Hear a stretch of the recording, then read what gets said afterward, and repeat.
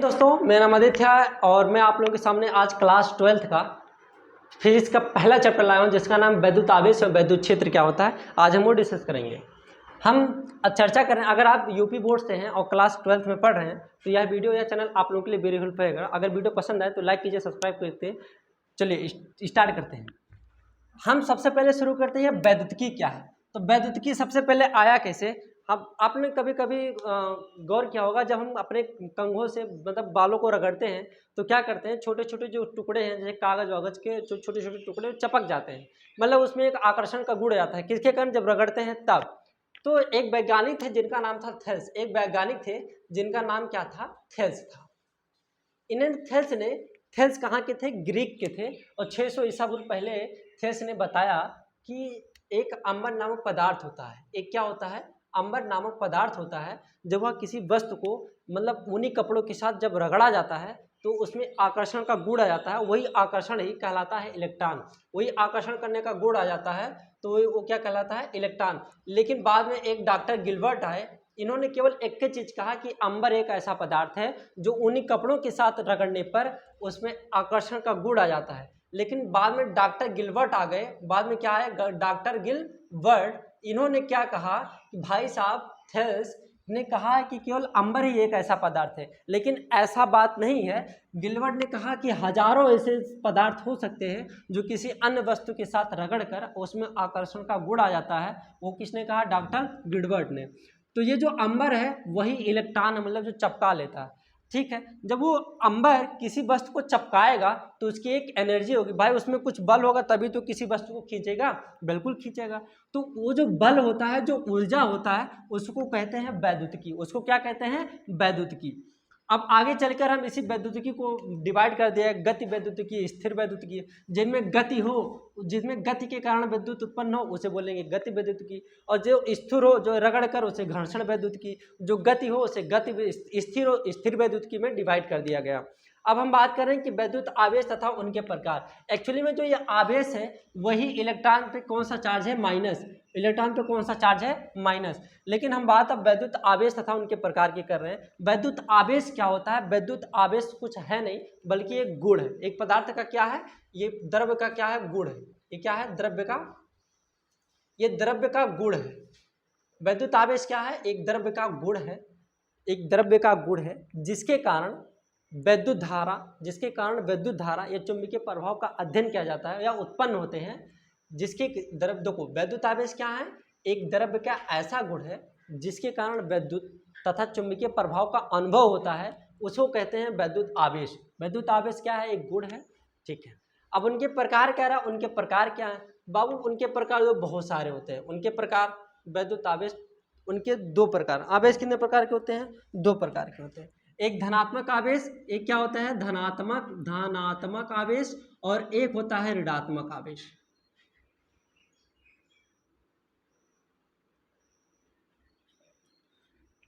वैद्युत आवेश कितने प्रकार के होते हैं, एक धनात्मक आवेश और एक ऋणात्मक आवेश। लेकिन ये जो आवेश उत्पन्न कैसे हुआ सर जी, ये इसका कहानी क्या था, तो चलिए अब बताते हैं। सबसे पहले ये देखा गया, जब कांच की छड़ को, जब कांच की छड़ को रेशम के छड़ से रगड़ा जाता है। मतलब मैंने एक कांच का छड़ लिया, चलो भाई एक कांच का छड़ ले लेते हैं, और यहां एक मैंने रेशम की छड़ लिया। जब इनको आपस में से रगड़ा गया तो ये देखा गया इस पे प्लस प्लस उत्पन्न हो गए, इस पे क्या हो गए, प्लस प्लस दोनों पे उत्पन्न हो गए। अब जब सेम नेचर होता है, जब दोनों सेम जैसे दो नेता आमने सामने आ जाए तो क्या आपस में पटरी होगी, नहीं होगी। मतलब अगर दो सेम नेचर हैं तो प्रतिकर्षण होता है। तो इनके बीच में कैसा होगा, ये आपस में भगाएंगे, एक दूसरे को कभी पास नहीं आने देंगे, तो वहां क्या लगता है, प्रतिकर्षण लगता है। वहां क्या लगता है, प्रतिकर्षण लगता है। अच्छी बात है। फिर जब ये देखा गया कि जब बिल्ली की खाल को, मतलब यहाँ लिया गया बिल्ली की खाल, यहाँ क्या लिया गया, बिल्ली की खाल, बिल्ली की खाल, बिल्ली की खाल को एबोनाइट की छड़ से,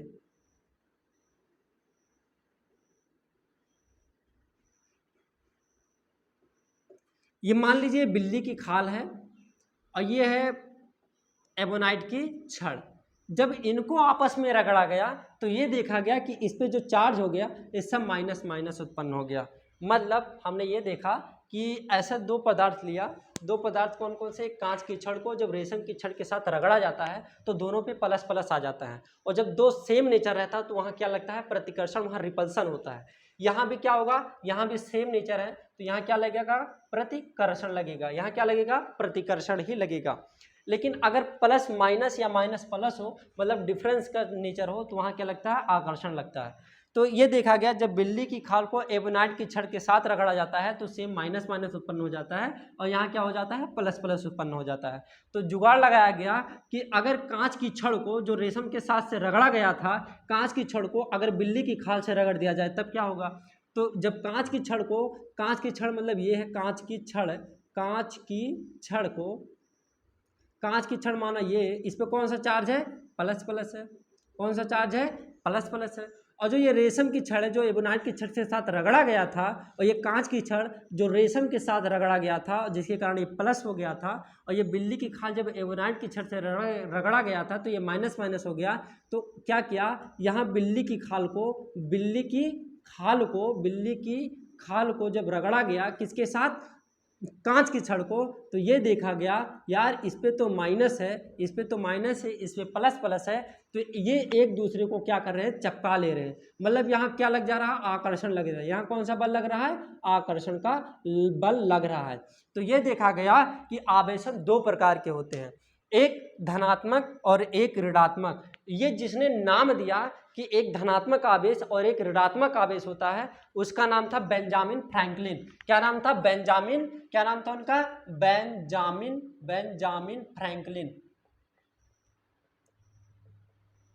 उनका एक नाम था। जो वैज्ञानिक ये कहा कि आवेश दो प्रकार के होते हैं जिनका नाम धनात्मक आवेश, ऋणात्मक आवेश होता है, उनका नाम क्या था, बेंजामिन फ्रैंकलिन। अब ये हमको तो समझ में आ गया कि कहानी क्या थी। अब आवेश क्या होता है, आवेश एक गुण होता है। आवेश कितने प्रकार के होते हैं, दो, एक धनात्मक एक ऋणात्मक। अब मैंने ये भी देख लिया कि कौन प्लस होता है कौन माइनस होता है। आकर्षण और प्रतिकर्षण कब लगता है ये भी मैंने देख लिया। आकर्षण कब लगता है, जब प्लस माइनस या माइनस प्लस होगा तो वहाँ आकर्षण बल लगता है, और जब प्लस प्लस माइनस माइनस होता है तो वहाँ क्या लगता है, प्रतिकर्षण लगता है। अब बात हम आवेश उत्पत्ति का इलेक्ट्रॉनिक सिद्धांत के आते हैं। ये इलेक्ट्रॉनिक सिद्धांत क्या है, एक्चुअली में जब कोई परमाणु होता है, अणु से मिलकर परमाणु बनते हैं, तो जब कोई भी परमाणु हो, जैसे कोई भी परमाणु रहता है, आप केमिस्ट्री में मैं बताया हूँ ऑलरेडी, इसके बारे में मैंने डिस्कस कर चुका है। जैसे मान लीजिए प्रोटॉन के बीचों बीच में क्या कहलाता है, नाभिक। अब ये कैसे कैसे नाभिक क्या होता है ये सब मैंने ऑलरेडी बताया हूँ कि रदरफोर्ड ने कैसे कैसे क्या किया था। लेकिन ये बीचों बीच में क्या है, नाभिक है। ये बीचों बीच में क्या है, नाभिक में, और नाभिक में क्या रहता है, प्रोटॉन और न्यूट्रॉन रहता है। प्रोटॉन पे प्लस चार्ज होता है और न्यूट्रॉन पे कोई चार्ज नहीं होता है। और जो इलेक्ट्रॉन रहता है ये बाहरी कक्षाओं में क्या करते हैं, घूमते रहते हैं। बाहरी कक्षाओं में क्या करते हैं, घूमते रहते हैं। ये बाहरी कक्षाओं में क्या करते हैं, घूमते रहते हैं, ऐसे ये घूमते रहते हैं। तो ये देखा गया कि जो नाभिक के पास इलेक्ट्रॉन है, जैसे नाभिक भाई हम जितने, जैसे मान लीजिए हम कोई चीज़ कौड़ा ताप रहे हैं, मान लीजिए हम कौड़ा ताप रहे हैं, तो अगर हम नज़दीक हैं तो ज़्यादा रोशनी लगेगी, भाई हमको ज़्यादा ताप हीट महसूस होगा। अब जैसे जैसे दूर जाएंगे क्या हमको हीट ज़्यादा लगेगी, नहीं लगेगी, मतलब उसकी हीट धीरे धीरे ख़त्म होती जाएगी।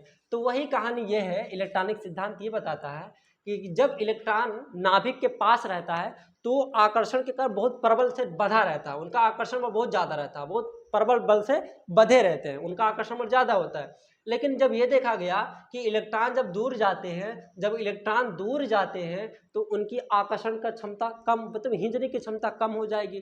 तो जब खींचने की क्षमता कम हो जाएगी तो इलेक्ट्रॉन को खदेड़ा जा सकता है, उनको भगाया जा सकता है, निकाला जा सकता है, अच्छी बात है।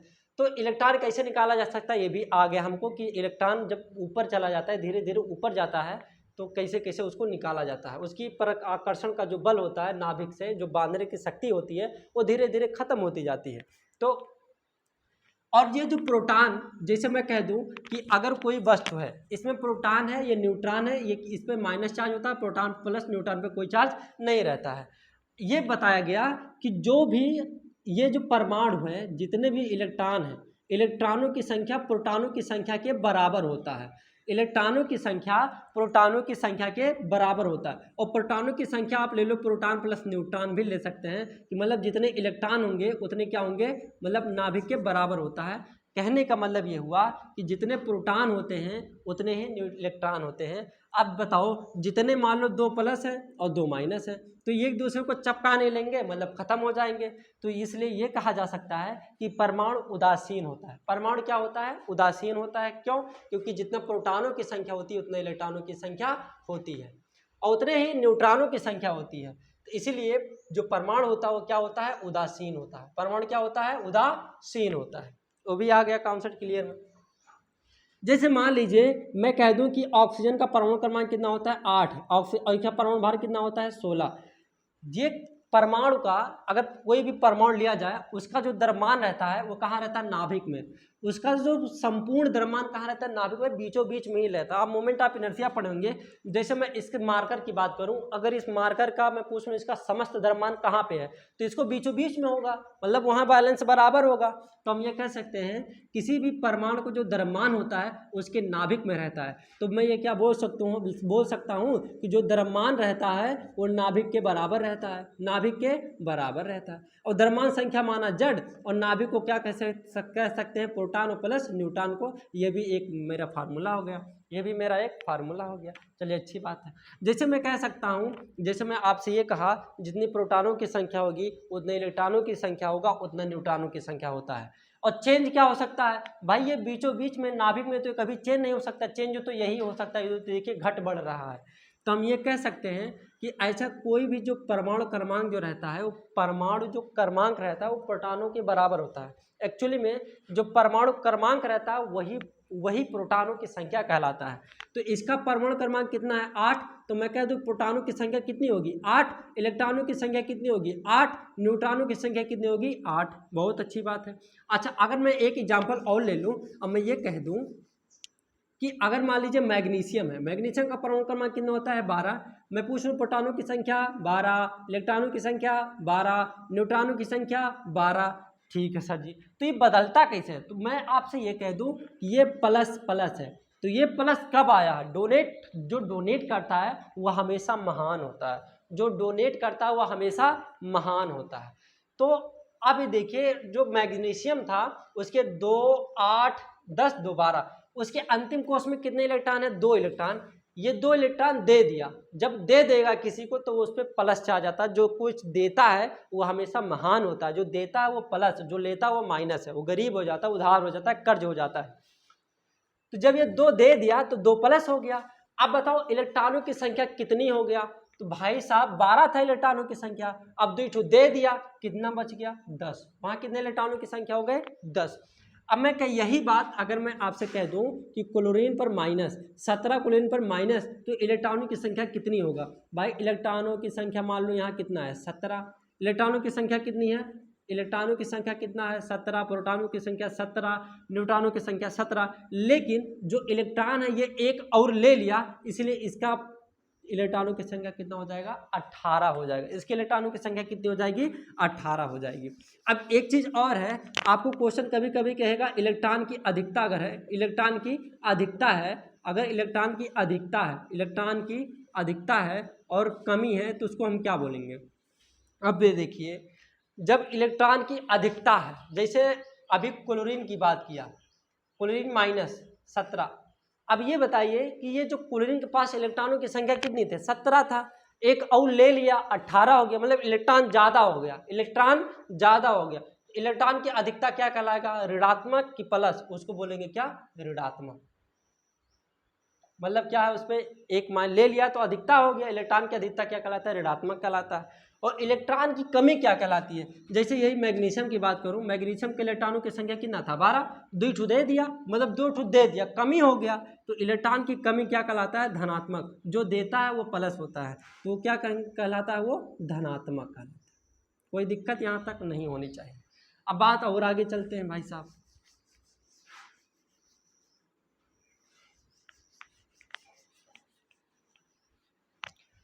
अब ये आवेशन की विधियां कितनी हो, आवेशन की निम्न प्रकार की विधियां हो सकती हैं। सबसे पहले है घर्षण, सबसे पहले क्या है, घर्षण। दूसरा है चालन, दूसरा क्या है, चालन। और तीसरी विधि होता है प्रेरण।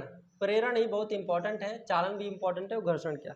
घर्षण मतलब अगर हम कोई वस्तु को रगड़ेंगे, अगर हम कोई वस्तु को रगड़ेंगे, लाइक मान लीजिए एक डंडा इधर है और एक डंडा इधर है, जब इन दोनों को रगड़ेंगे तो एक पे कोई प्लस आ जाएगा, चाहे एक पे माइनस आ जाएगा। मतलब उसमें क्या करते हैं, इलेक्ट्रॉन स्थानांतरण करते हैं। जब तक इलेक्ट्रॉन एक दूसरे को लेंगे और देंगे नहीं, तब तक कोई प्लस नहीं होगा, तब तक कोई माइनस नहीं होगा। जैसे मान लीजिए ये डंडा, अगर ये इलेक्ट्रॉन दे दिया, इसको दे दिया तो ये प्लस हो जाएगा, और ये ले लिया तो ये माइनस हो जाएगा। अगर ये दे दिया तो ये प्लस, और ये ले लिया तो ये माइनस। तो ये क्या कहलाता है, इलेक्ट्रॉन की घर्षण विधि। ये क्या कहलाता है, घर्षण विधि। कितने विधि से आवेशन की विधियां हो सकती है, मतलब आवेश को कितने प्रकार से बांटा जा सकता है, आदान प्रदान होता है, तो 3 विधियां होती हैं। एक घर्षण जो आपको समझ में आया। एक चालन क्या होता है, ये चालन क्या होता है चलो वो भी बता देते हैं। मान लीजिए कि आपके पास एक डंडा है या कोई ऐसा गोला है, इस पे मतलब ये आवेशित है। ये क्या है, आवेशित है, बहुत तगड़ा आवेशित है। कहने का मतलब ये है, मान लीजिए आपके पास एक डंडा है, मान लीजिए गांव में जब लोहा हुआ कुछ पीटते हैं, ये तो खुरपी उर्पी है हुआ, तो उसको क्या करते हैं, पीटने के लिए सबसे पहले उसको क्या हीट करते हैं, उसको क्या करते हैं, हीट कर देते हैं। लेकिन आप देखते होंगे, अगर मान लो उसकी जो मुठिया होती है, मतलब जो पकड़ा होता है, ये भी मान लो लोहे का, ये भी क्या है, लोहे का। हम गरमाते इधर है, हम गरमाते कहाँ है, इसमें, यहाँ थोड़े से दूर पे गरमाते हैं, लेकिन देखते हैं कि ये भी गर्म हो जाता है, ये भी गर्म हो जाता है। या तवा हुआ की बात करें तो ये भी गर्म हो जाता है, तावा हुआ की बात करें तो यही चालन विधि है। मतलब क्या कि यहाँ मैं गर्म कर रहा हूँ, और जो आवेशित नहीं है, मतलब जो गर्म नहीं है, जहाँ मैं गर्म नहीं कर रहा हूँ, इसके कारण ये भी गर्म हो जा रहा है। तो यही क्या कहलाता है, चालन कहलाता है। कहने का मतलब ये है कि अगर हम कोई एक चालक पदार्थ ले लें और वही दूसरे चालक के पास रख दें, तो इस पे भी सेम प्रकार का चार्ज बराबर हो जाता है। क्या हो जाता है, बराबर हो जाता है। जैसे मान लो कि इस पे कितने चार्ज हैं, चलो हम बना देते हैं कि मान लो इस पे 1 2 3 4 5 6 है, और इस पे एक चालक है, उस पे मान लो 2 है, उस पे कितने हैं, 2 हैं। इसमें मान लो 2 प्लस है और इस पे 6 प्लस है, ये भी आवेशित है, ये भी आवेशित है। चालन विधि बता रहा हूँ कि चालन, अब इन दोनों को सटा दो। अब जब इन दोनों को सट जाएंगे तो क्या होता है, आवेश दोनों पे बराबर हो जाते हैं, आवेश दोनों पे क्या हो जाते हैं, बराबर हो जाते हैं। अब जब तक बराबर नहीं होंगे तब तक रुकेंगे नहीं। तो कैसे बराबर होगा, यहाँ 2 है तो ये कहेगा अच्छा ठीक है, 2 2 4 2 6 2 8, तब यहाँ 4 4 हो जाएंगे। क्या क्या हो जाएंगे, 4 4 आवेश हो जाएंगे। और बराबर कैसे किया जाता है, यहाँ 6 और 2 8 हो गया, 8 का आधा कर दो हो जाएगा 4 4, वहाँ बंटवारा हो गया 4 4 का। यही कहलाता है चालन विधि। और तीसरा स्टेप है मेरा प्रेरण विधि। क्या होता है, इस पे न्यूमेरिकल बहुत सारे बनते हैं, इस पे न्यूमेरिकल बहुत सारे बनते हैं। अब प्रेरण विधि क्या है, प्रेरण विधि एक ऐसा विधि है, जैसे मान लीजिए कि हम खेल रहे हैं और आप खेल रहे हैं, और मान लीजिए कि कोई आपके पापा को देख लिए, तो आप क्या होंगे, आप तुरंत उठ के भाग जाएंगे। मतलब जो दूर से ही काम हो जाए, दूर से संकार के काम हो जाए, उसको कहेंगे प्रेरण विधि। इसको क्या कहेंगे, प्रेरण विधि। समझे नहीं, चलिए बताते हैं। एक हम आवेशित चालक लेते हैं, एक क्या लेते हैं, आवेशित चालक लेते हैं, और एक अनावेशित चालक लेते हैं। एक क्या मतलब, अनावेशित मतलब उसमें कोई भी चार्ज नहीं है। जैसे इसको हम यहाँ लाएंगे, नज़दीक में लाएंगे, तैसे वहाँ एक अलग चार्ज उत्पन्न हो जाता है, सेम विपरीत प्रकार का। यही कहलाता है प्रेरण विधि। यही क्या कहलाता है, प्रेरण विधि। अब हम बात इसको करते हैं कि वैद्युत आवेशों का मूलभूत गुण क्या है, जो कि आप डिस्कस कर दिए हैं कि मूलभूत गुण क्या क्या हो सकते हैं। अब भाई साहब ये देखो, धनात्मक भी होंगे, ऋणात्मक भी होंगे। गुण मतलब कौन सा गुण है, इसको 2 गुण है, एक प्रतिकर्षण एक आकर्षण। एक क्या है, प्रतिकर्षण आता है। प्रतिकर्षण कब कब होता है, जब सेम नेचर होता है, प्लस प्लस या माइनस माइनस। दूसरे को भगाएंगे, अगर दूसरे को भगाएंगे तो वहाँ प्रतिकर्षण। अगर माइनस बुला लेंगे, चाहे माइनस प्लस हो चाहे प्लस माइनस हो, तो क्या करेंगे, दूसरे को चपका लेंगे, तो उसको क्या बोलेंगे, आकर्षण। उसको क्या बोलेंगे, आकर्षण बोलेंगे। इसी में एक और गुण है आवेश संरक्षण का सिद्धांत। क्या है, एक आवेश संरक्षण का सिद्धांत, ये सब गुण है। तो ये आवेश संरक्षण का सिद्धांत क्या है, अगर कहीं भी संरक्षण आ जाए, कहीं भी संरक्षण आ जाए, जैसे मैं बोला हूं कि आवेश संरक्षण क्या होता है, तो आवेश संरक्षण क्या होता है, तो अगर मैं किसी के पीछे संरक्षण लगा दूं, किसी के पीछे अगर संरक्षण लगा दूं, तो उसको कभी नष्ट नहीं कर सकते, ना ही उसको बना सकते हैं। केवल उसको क्या कर सकते हैं, अदला बदली कर सकते हैं। अदला बदली करके मतलब एक दूसरे के रूप में ट्रांसफर कर सकते हैं। अगर कहीं भी संरक्षण लग जाए, जैसे द्रव्यमान लग जाए तो द्रव्यमान संरक्षण क्या होगा, द्रव्यमान को ना तो कभी नष्ट किया जा सकता है ना ही बनाया जा सकता है, केवल एक दूसरे के रूप में रूपांतरण किया जाता है। वही आवेश संरक्षण है, तो आवेश संरक्षण मतलब क्या कि आवेश कभी नष्ट नहीं किया जा सकता ना ही बनाया जा सकता है, किया जा सकता है, केवल एक दूसरे के रूप में परिवर्तित किया जाता है। ठीक है, तो ये भी हो गया आवेश संरक्षण का सिद्धांत, ये भी हो गया। फिर आता है आवेश का क्वांटमीकरण। आवेश का क्या, क्वांटमीकरण। आवेश का क्वांटमी, ये थोड़ा इंपॉर्टेंट है। आवेश का क्वांटमीकरण Q बराबर होता है प्लस माइनस Ne। मतलब ये होता है कि जो भी प्राकृतिक में जो भी वस्तु पर जो आवेश रहता है, किसी भी वस्तु पर जो आवेश रहता है वो पूर्ण गुणक होता है, न्यूनतम पूर्ण गुणक होता है, एक पूर्णांक होता है। मतलब कि वो कभी भी बटा में नहीं आ सकता, वो कभी भी बटा में नहीं आ सकता, वो केवल चाहे तो +1 हो सकता है, चाहे -2 हो सकता है, +3 +4 -6 -10 20 50 कुछ भी हो सकता है, लेकिन बटा में और दशमलव में नहीं हो सकता, वही पूर्ण गुणांक कहलाता है। आई होप कि ये सारा वीडियो आप लोगों को पसंद आया होगा। अगर वीडियो पसंद आए तो लाइक कीजिए, सब्सक्राइब कीजिए। मिलते हैं अगले क्लास में। जय हिंद, जय भारत।